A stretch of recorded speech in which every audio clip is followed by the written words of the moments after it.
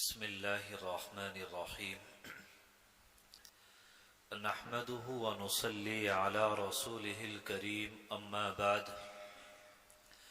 فاعوذ باللہ من الشیطان الرجیم بسم اللہ الرحمن الرحیم لئن شکرتم لأزیدنکم ولئن کفرتم ان عذابی لشدید صدق اللہ العظیم اللهم صل على سيدنا محمد وعلى آل سيدنا محمد وبارك وسلم۔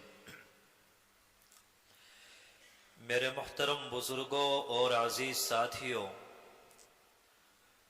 قرآن کریم کی جو آیت کریمہ آپ حضرات کے سامنے تلاوت کی ہے،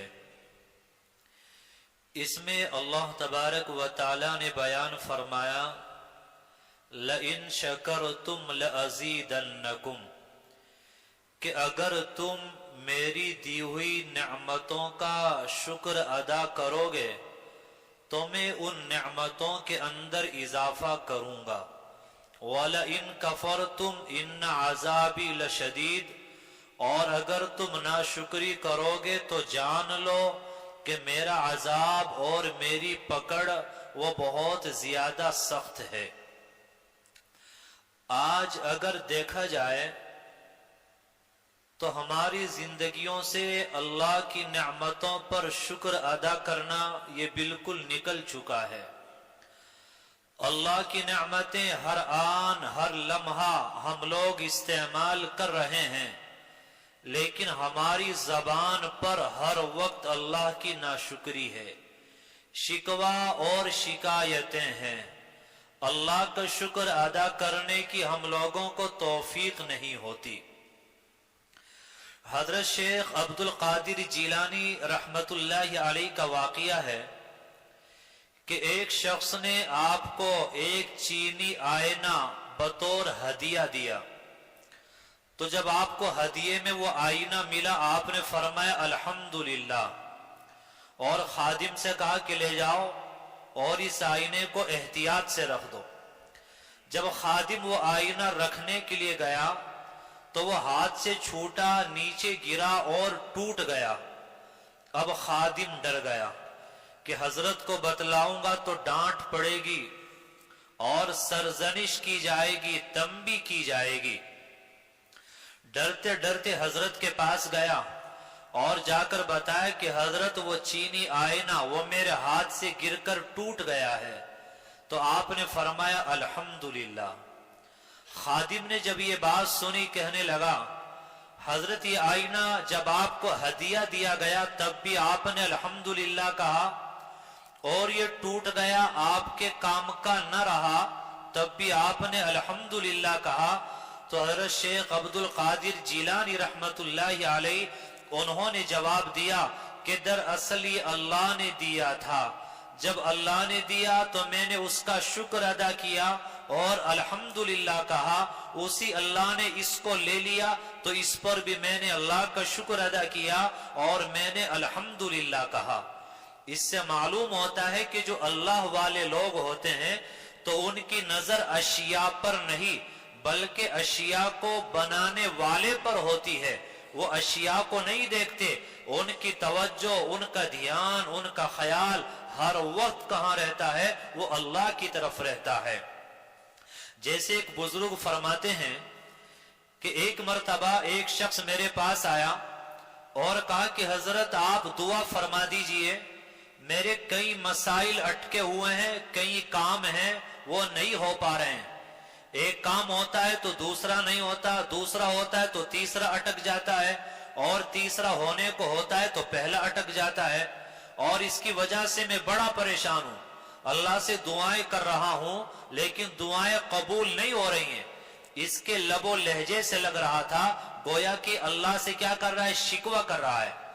تو ان بزرگ نے اس کو سمجھایا کہ بھائی تمہارے دو چار کام ایسے ہیں جو نہیں ہو پا رہے ہیں جس کی وجہ سے تمہیں شکوہ ہے، لیکن تمہارے ہزاروں مسائل، ہزاروں کام ایسے ہیں جو تمہارے چاہے بغیر، تمہاری کوشش کے بغیر اور بڑی آسانی کے ساتھ روزانہ ہو رہے ہیں، ان کی طرف تمہارا دھیان نہیں جاتا اور اللہ کا شکر ادا کرنے کی توفیق نہیں ہوتی؟ ان کو سمجھایا کہ دیکھو، جب آپ رات میں سوئے اور صبح سو کر آپ اٹھے تو آپ نے اٹھنے کا ارادہ کیا، آپ اٹھ گئے۔ آپ نے چلنا چاہا تو آپ چلنے لگے، آپ نے استنجا کرنا چاہا استنجا کر لیا، آپ نے ناشتہ کرنا چاہا تو ناشتہ بھی کر لیا، آپ تجارت کے لیے گئے، دکان کے لیے گئے، آپ نے جانا چاہا تو آپ وہاں بھی چلے گئے۔ تو دیکھو روزانہ زندگی میں تمہارے کتنے کام، کتنے مسائل ایسے ہیں جو تم بغیر محنت کے، بغیر مشقت کے اور آسانی کے ساتھ کر لیتے ہو۔ بتائیے اللہ کا شکر ادا کرنے کی آپ کو کتنی توفیق ہوتی ہے؟ کیونکہ کتنے انسان ایسے ہیں جو صبح میں اٹھنا چاہتے اٹھ نہیں سکتے، چلنا چاہتے ہیں بیمار ہیں، ریڑھ کی ہڈی میں پریشانی ہے، وہ چل نہیں سکتے، استنجا کرنا چاہتے ہیں وہ نہیں کر سکتے، وہ کام کاروبار کرنا چاہتے وہ نہیں کر سکتے۔ تو پریشانی کیا ہوتی ہے، مسائل کیا ہوتے ہیں، الجھنے اور مصائب کیا ہوتے ہیں، آپ ان سے معلوم کریں۔ اگر دو چار کام نہیں ہوئے تو شکوہ اور شکایتیں ہیں، ہزاروں کام تمہارے ہو رہے ہیں لیکن اللہ کا شکر ادا کرنے کی توفیق ہم لوگوں کو نہیں ہوتی۔ اللہ تعالیٰ فرما رہے ہیں شکر ادا کرو گے تو نعمتوں میں اضافہ کروں گا، ناشکری کرو گے تو اپنی نعمتوں کو چھین لوں گا۔ ہمارا کوئی ایک کام اٹک جائے، ذرا سی پریشانی آ جائے، اسی کو لیے پھرتے ہیں۔ ہزاروں کام اللہ نے بنا دیے، ہزاروں پریشانی اللہ نے ہماری دور فرما دی، لیکن ہمیں شکر ادا کرنے کی توفیق نہیں ہوتی۔ حضرت لقمان حکیم رحمت اللہ علیہ یہ کسی کے غلام تھے اور باغ کے اندر کام کیا کرتے تھے۔ ایک مرتبہ ان کا آقا وہ باغ کے اندر آیا اور باغ سے ایک پھل لیا، اس پھل کو کاٹا، لقمان حکیم کو دیا کہ کھاؤ، تو لقمان حکیم اس پھل کو بڑا مزہ لے کر کھاتے رہے۔ اس میں سے ذرا سا بچا، آقا نے پھل لیا، اپنے منہ کے اندر ڈالا تو اتنا کڑوا کہ اس کو فوراً تھوک دیا، اور لقمان حکیم سے کہا کہ یہ تو بڑا کڑوا پھل ہے، مجھ سے چکھا نہ گیا، تم نے اس کو کیسے مزے لے کے کھا لیا؟ تو لقمان حکیم نے جو جواب دیا وہ میرے لیے اور آپ کے لیے قابل غور ہے۔ انہوں نے جواب دیا کہ میرے آقا، میں نے آپ کے ان ہاتھوں سے سینکڑوں مرتبہ ذائقے دار، مزیدار اور میٹھی چیزیں کھائی ہیں، اگر آج آپ کے ان ہاتھوں سے مجھے ایک کڑوی چیز مل گئی تو میں اس کو تھوک دوں، اس کو نہ کھاؤں تو یہ میری غیرت گوارا نہیں کرتی۔ اگر یہ بات ہمارے دل کے اندر بھی کاش پیدا ہو جائے کہ اللہ کی کتنی نعمتیں ہیں، ہم لوگ استعمال کر رہے ہیں، ہمیں شکر ادا کرنے کی توفیق نہیں ہوتی۔ اگر ایک دو پریشانی آ گئی ہے تو اللہ کی رضا کی خاطر ہمت کے ساتھ، صبر کے ساتھ ہمیں اس کا سامنا کرنا چاہیے اور اللہ تعالیٰ کا شکر ادا کرتے ہوئے ہر طرح کے حالات کا ہمیں سامنا کرنا چاہیے۔ آج کل ہم لوگ نعمت کاروبار کو سمجھتے ہیں، آج ہم لوگ نعمت مال و دولت کو سمجھتے ہیں، آج ہم سمجھتے ہیں کہ نعمت اس کا نام ہے شاندار کھانا ہو، شاندار لباس ہو، اچھا مکان ہو، جائیداد ہو، پیسہ اور دولت ہو، ہم اس کو نعمت سمجھتے ہیں۔ اللہ نے عقل عطا فرمائی، کیا یہ نعمت نہیں ہے؟ اللہ نے صحت و تندرستی عطا فرمائی، کیا یہ نعمت نہیں ہے؟ چلنے کی طاقت عطا فرمائی، دیکھنے کی طاقت عطا فرمائی، سننے کی طاقت عطا فرمائی، کیا یہ سب اللہ کی نعمتیں نہیں ہیں؟ ہم لوگ بھول جاتے ہیں۔ ایک بزرگ کا واقعہ لکھا ہے کہ ایک بزرگ، ایک اللہ والے ایک بستی سے دوسری بستی کی طرف جا رہے تھے۔ جب وہ بستی سے قریب ہوئے تو دیکھا کہ بستی میں داخل ہونے کے جو مین دروازے ہیں وہ دروازے بند ہیں۔ انہوں نے کسی سے معلوم کیا کہ شہر کے دروازے بند کیوں ہیں؟ تو کسی نے بتایا کہ دراصل بادشاہ کا ایک پالتو پرندہ ہے باز، اور وہ گم ہو گیا، وہ اڑ گیا، تو اس باز کو تلاش کیا جا رہا ہے، اس لیے بادشاہ نے دروازے بند کرا دیے تاکہ وہ باز کہیں دور نہ چلا جائے۔ تو وہ بزرگ کہنے لگے کہ کتنا بیوقوف بادشاہ ہے کہ وہ تو باز ہے، پرندہ ہے، وہ دروازے سے نکل کے تھوڑا ہی جائے گا، اس کو تو جانا ہے، وہ اوپر سے اڑ کر جا سکتا ہے۔ تو دل میں اللہ سے کہنے لگے اللہ آپ کی شان بھی کتنی عجیب ہے، ایسا احمق بے وقوف جس کو یہ عقل نہیں ہے کہ بعض پرندہ اوپر سے اڑ کے جا سکتا ہے، آپ نے اس کو بادشاہت دی، مال و دولت دیا، جاہ و جلال دیا، آپ نے اس کو سب کچھ دے دیا، اور آپ نے ایک ہم ہے کہ ہمیں کچھ بھی نہیں دیا۔ جیسے یہ بات دل کے اندر آئی تو اللہ کی طرف سے دل کے اندر الہام ہوا اور کہا گیا کہ اے میرے بندے، کیا تو اس بات پہ راضی ہے کہ اس کی جو بے وقوفی ہے، اس کا جو گدھا پن ہے، اس کی جو حماقت ہے، وہ تجھے دے دی جائے، اور بادشاہت بھی دے دی جائے، مال و دولت دے دیے جائے، جاہ و جلال دے دیے جائے، اور ہم نے جو تجھے عقل دی ہے، جو تقوی دیا، جو نیکی دی، جو میرے سامنے تم آنسو گراتے ہو، تمہیں یہ نعمت عطا کی، میرے سامنے سجدہ کرتے ہو، میرا نام لیتے ہو، میری یاد میں مست رہتے ہو، یہ تمہاری نعمتیں تم سے لے کر ان کو دے دی جائیں اور ان کی نعمتیں تمہیں دے دی جائیں۔ تو فوراً تنبیہ ہوئی، فوراً استغفار کیا اور کہا کہ اللہ میں ایسا ہرگز نہیں چاہتا۔ تو معلوم ہوا جو اللہ اپنی یاد کی محفلوں میں آنے کی توفیق دے رہا ہے، اپنا نام لینے کی توفیق دے رہا ہے، جو اللہ آنکھوں سے آنسو گرانے کی توفیق دے رہا ہے، اپنی یاد کی توفیق دے رہا ہے اور اپنی محبت کے مزے چکھا رہا ہے، اللہ نے جو عقل عطا فرمائی اور شعور دیا اپنی عبادت کے لیے، ہم لوگوں کو قبول کیا، بتلائیے کیا یہ اللہ کی نعمتیں نہیں ہیں؟ کیا ہمیں ان نعمتوں پر اللہ کا شکر گزار نہ ہونا چاہیے؟ کیا ہمیں ان نعمتوں پر اللہ کا شکر ادا نہ کرنا چاہیے؟ میرے بھائیو، آج یہ چیز کہ اللہ کی نعمتوں پر شکر ادا کرنا یہ ہماری زندگیوں سے نکل چکا ہے۔ دیکھیے جو ہمارا دل ہے، یہ ہمارا دل، ہمارا قلب، یہ اللہ کا گھر ہے۔ اس لیے ضروری ہے کہ اپنے اس دل کو دنیا کی محبت سے اور نفسانی خواہشات سے ہم لوگ پاک اور صاف رکھیں، کیونکہ یہ اللہ کا گھر ہے۔ دیگر جو اشیاء ہیں، ہمارے دیگر اعضاء و جوارے ہیں، ان سے زیادہ پاک رکھنا وہ دل کا ضروری ہے، کیونکہ دل اللہ کا گھر ہے، اللہ کی تجلیات اس دل میں آتی ہیں۔ حدیث پاک کے اندر نبی علیہ السلام نے فرمایا کہ اپنے گھر کے صحنوں کو صاف رکھا کرو۔ اب دیکھیے، جب گھر کے صحن کو صاف رکھنے کا حکم ہے تو آپ بتائیے گھر کا جو برآمدہ ہوتا ہے کیا اس کو صاف کرنے کا حکم نہیں ہے؟ جب گھر کے صحن کو صاف کرنے کا حکم دیا گیا تو معلومہ گھر کا برآمدہ بھی صاف ہونا چاہیے۔ جب گھر کے برآمدے کے صاف کرنے کا حکم دیا تو معلوم ہوا ہمارا گھر بھی کیا ہونا چاہیے؟ صاف ہونا چاہیے۔ پھر جب گھر کے صاف کرنے کا حکم دیا تو ہمارا لباس جو ہم سے قریب ہے یہ بھی کیا ہونا چاہیے؟ صاف ہونا چاہیے۔ اسی طرح جو دل اللہ کا گھر ہے، جو ہم سے زیادہ قریب ہے، تو یہ اللہ کا گھر بھی کیا ہونا چاہیے؟ صاف ہونا چاہیے۔ آج بڑے افسوس کی بات ہے کہ ہم لباس پہنے اور کپڑوں پر میل کچیل آ جائے تو لباس کو فوراً اتار دیتے ہیں اور صاف کرنے کا خیال ہوتا ہے، لیکن اپنے دل کو پاک کرنے کا، اپنے دل کو صاف کرنے کا کبھی خیال نہیں ہوتا۔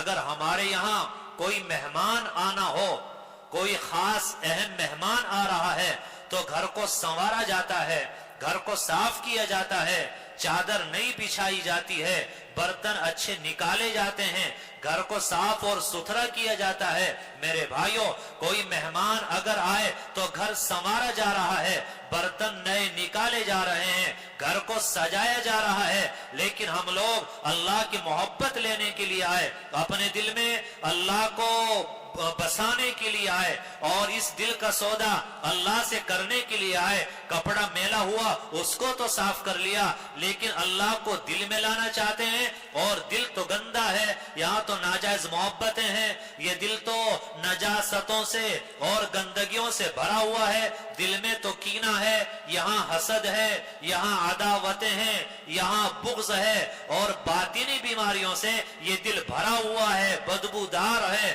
اور یہ دل سڑا ہوا ہے۔ آپ بتائیے اس دل کے اندر اللہ کیسے آئے گا جس کو پانے کے لیے ہم لوگ آئے ہیں؟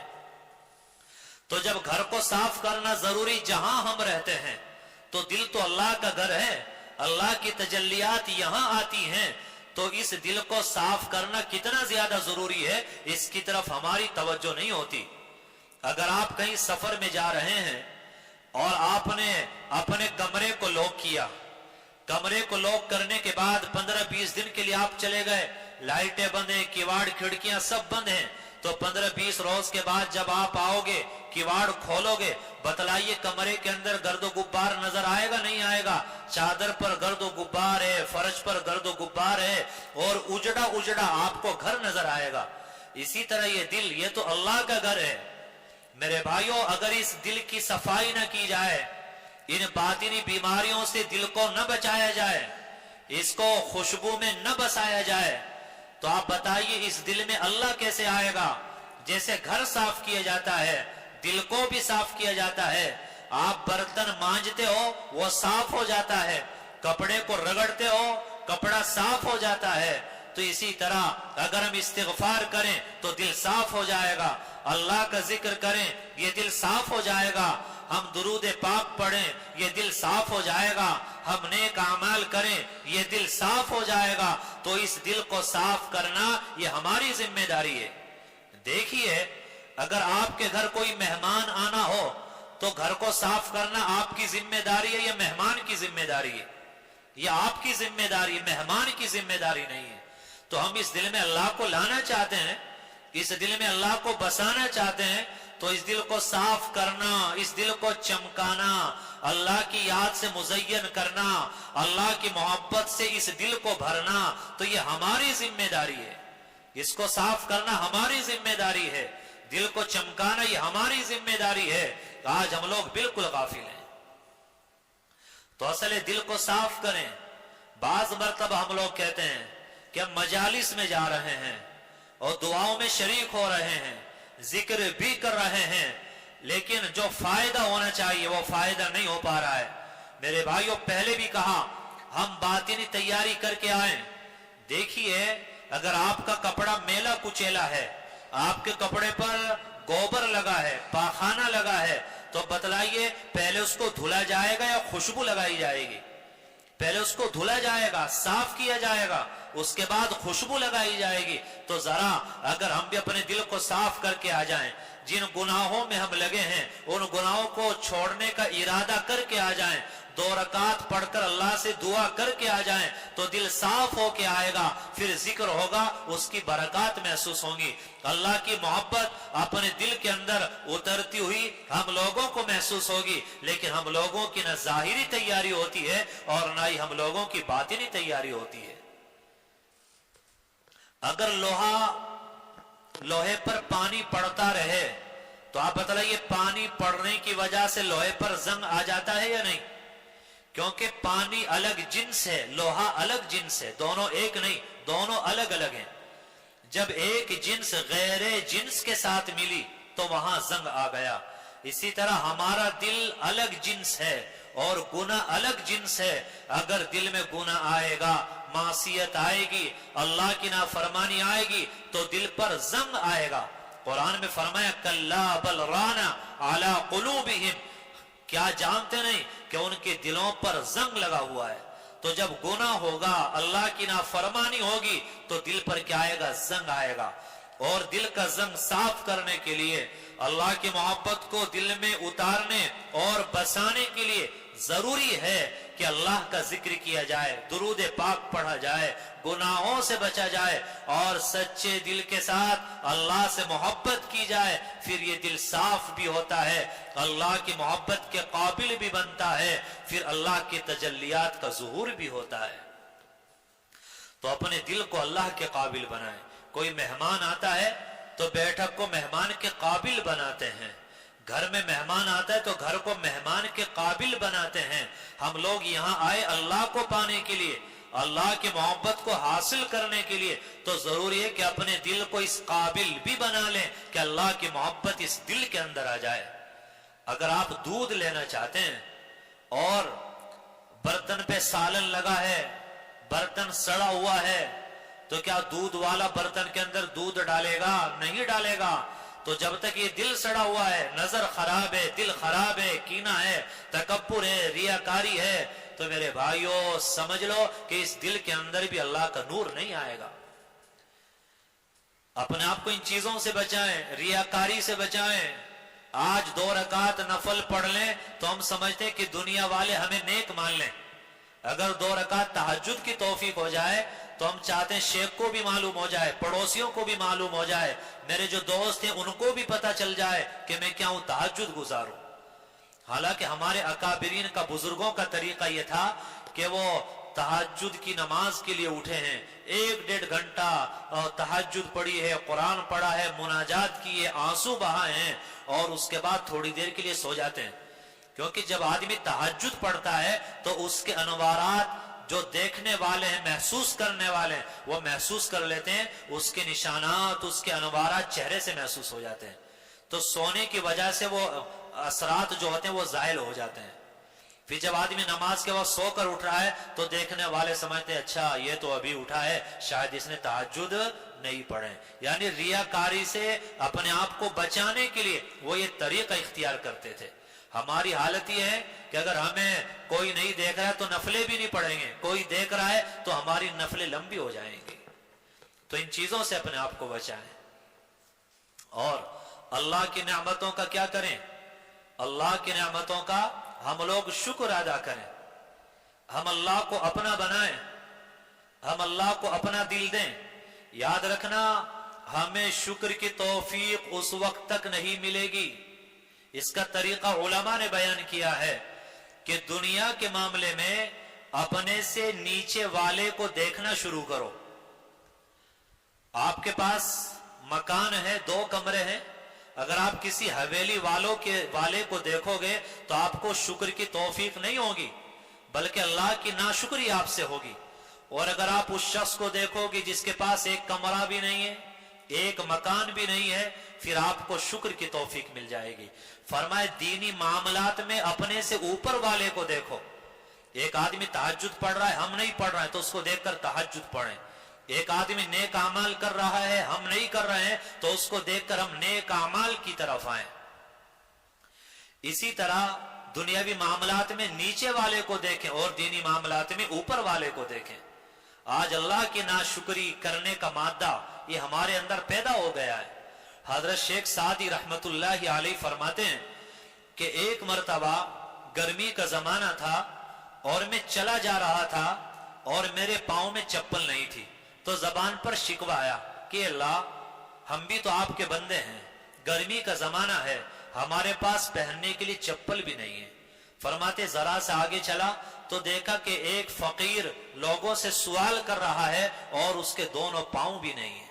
فرماتے فوراً اپنی غلطی کا احساس ہوا, اللہ سے معافی چاہی, استغفار کیا کہ اللہ کم از کم اگر میرے پاس چپل نہیں ہے تو آپ نے مجھے پاؤں تو عطا کیے ہیں, اس کے پاس تو نہ چپل ہے نہ پاؤں ہے. تو میرے بھائیو ہمیں کیا ہے, اللہ کا شکر ادا کرنا چاہیے. ہمیں چاہیے کہ اپنے دل کو ہم اللہ کے قابل بنائیں. جیسے آپ برتن میں دودھ لینے کے لیے جاتے تو برتن صاف ہوتا ہے, پھر دودھ آتا ہے. خراب برتن کے اندر دودھ نہیں ڈالا جاتا.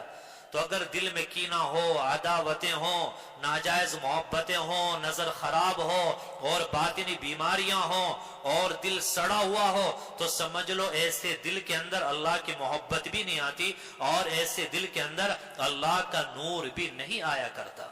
تو ہم اپنے دلوں کو کیا کریں, اللہ کے قابل بنائیں.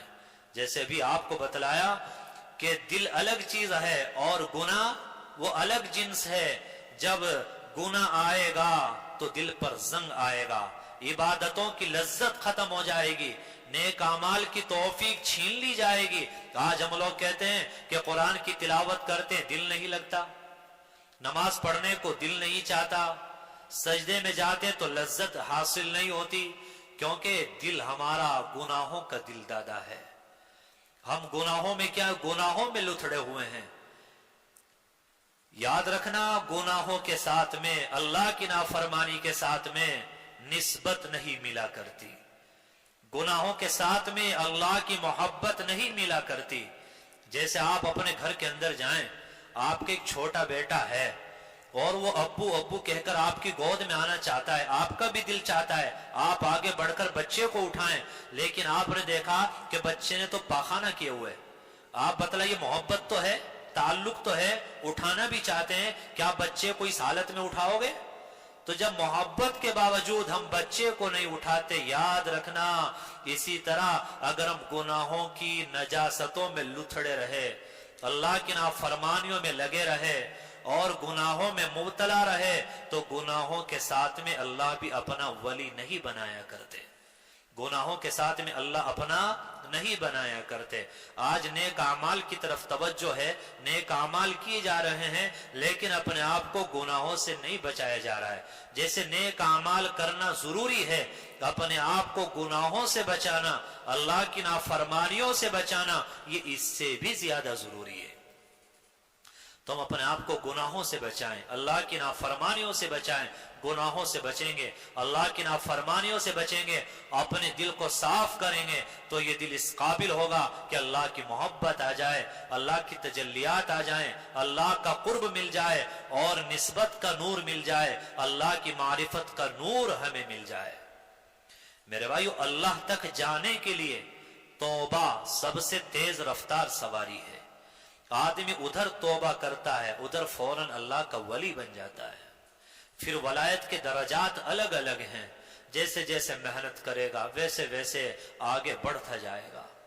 तो आज हम सब यहाँ बैठे हैं, हर कोई जानता है मैं किस गुनाह में लगा हूं, मैं किस गुनाह के अंदर मुब्तला हूं। तो सच्चे दिल के साथ आज हम उन गुनाहों को छोड़ने का पुख्ता इरादा कर लें, आज हम मजबूत इरादा कर लें। आरज़ुए खून हो या हसरत पामाल हो, अब तो इस दिल को तेरे काबिल बनाना है मुझे।